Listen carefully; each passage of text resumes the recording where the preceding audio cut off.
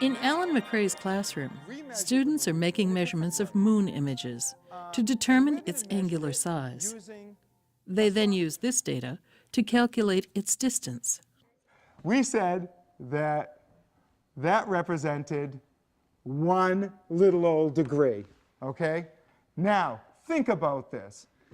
How many degrees? Let's extend that thing into this big imaginary circle. Alan McRae derives what he calls the rule of 57, a mathematical explanation of why an object with an angular size of 1 degree is at a distance 57 times its actual size.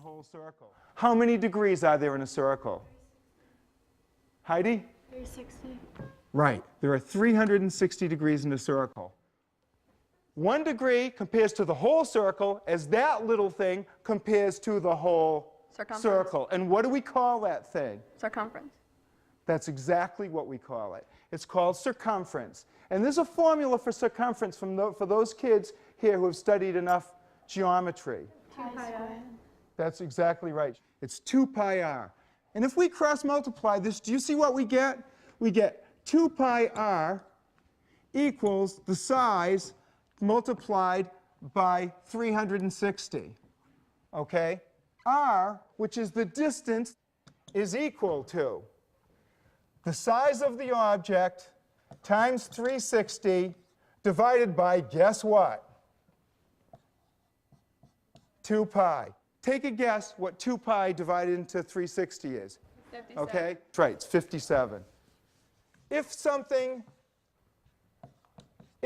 is 1 degree, that means the distance away from it is whatever its size is times 57. That's where that comes from.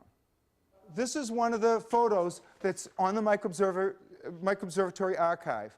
What you're going to do is use this formula that I've got up on the board. Distance equals size times 57 divided by the angle. It's the same formula that's described on the previous page in the packet. You're going to use that formula to figure out some things about the moon. So you want to measure from one side of this image all the way to the other to get the width, and then measure the height. Images from the microobservatory telescopes are taken with a known field of view and scale, about 1 degree across. This makes it easy to use the size of an object in an image to determine its actual size or distance. So it's 0.05. So now multiply 0.05 times 10.4. What this question is asking you right here, Michaela, and everybody, this is saying how many degrees are there in 1 0.52. centimeter?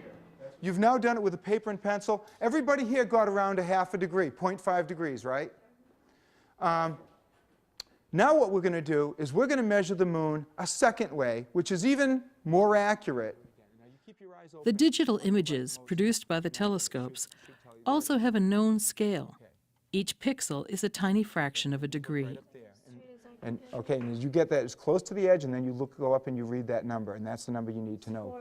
Well, the only thing is you're a little bit into outer space there, you know, because you want to go from the edge to the edge. As long as you know how many pixels that is, that's the information you need.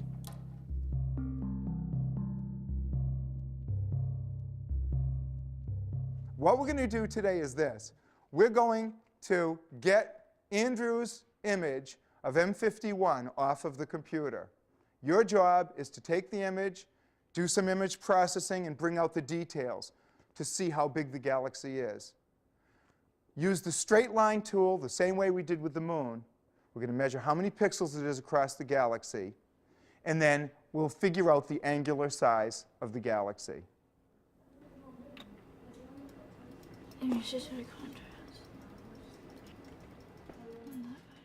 And it's important that you kids really try to find the dimensions of this galaxy. So you want to try to bring out as much details as you can, because if you only see the inside part of the galaxy, you're going to predict it being much smaller than it ought to be. Oh, wow. That's good. Wow. Can we put it in color? That's the best I've ever seen that come out. Can we put it in color? Sweet. Oh, that's really nice. Yeah, I'll just put it in a menu. You able to get the arms of it? All right. So he'll probably get it off his computer. Do you like that one? Or do you want to make different pictures? Now we need to do this, multiply by the decimal point number. Yeah. 12. Should I just put 12? Yeah. Well, Actually 13 because you rounded up. yeah, 13 to 6. So, how do we figure this one again? We don't we take the point 13, which is the width of it, and multiply times 57 Yeah. to get the distance in light years. Do The first thing you need to do is you have to change the pixels to degrees. So 40 times 0.0014. Does that give you this? Yeah. Awesome. All right. Okay.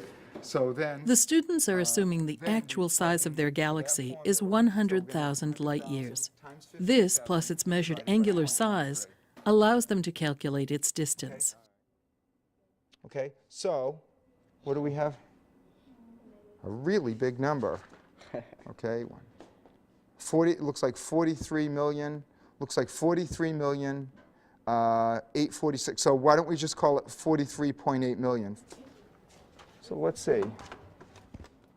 Look what they have. Look at this.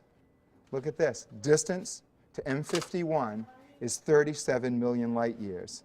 So 37 million, and you got 43.8 million. So that is a very, very accurate result. That is awesome. You guys, congratulations, Andrew. Nice job, Heidi. We weren't as close though. We got 58 million. Well, yeah, light years away. Okay, 58 million light years away. So, all right, okay, but that's still not a bad result. I mean, think about it. Before you learn this formula, and if I had said to you, Michaela, look at this photograph of this galaxy and figure out how far away it is, and you would have looked at me and said, what are you talking about, right? So, By leading his students in a discussion of potential sources of error, Alan uses the students' experience with their own images to help them understand the nature of science. you're pretty darn close. 37, and what was your answer, 50 something? So, oh, okay, so that was almost 40 and you got in the 50s, so what? So that's great. Now, can anybody tell me, out of both groups here, why do you think her result differed from your result? What could we have done different that gave them different results? We didn't image our picture clear enough so that we couldn't see the exact length. So then when we found out the pixels, it was wrong. You're exactly right. Now, Michaela, here's a hard question. Do you think when you imaged your galaxy, you imaged it to be bigger than it should be or smaller than it should be? Smaller. Yeah. That's right. That's right. I didn't put the because across. since you imaged it smaller than it should be, all right, then the angle comes out smaller, and therefore the distance comes out bigger because you're dividing by a smaller number.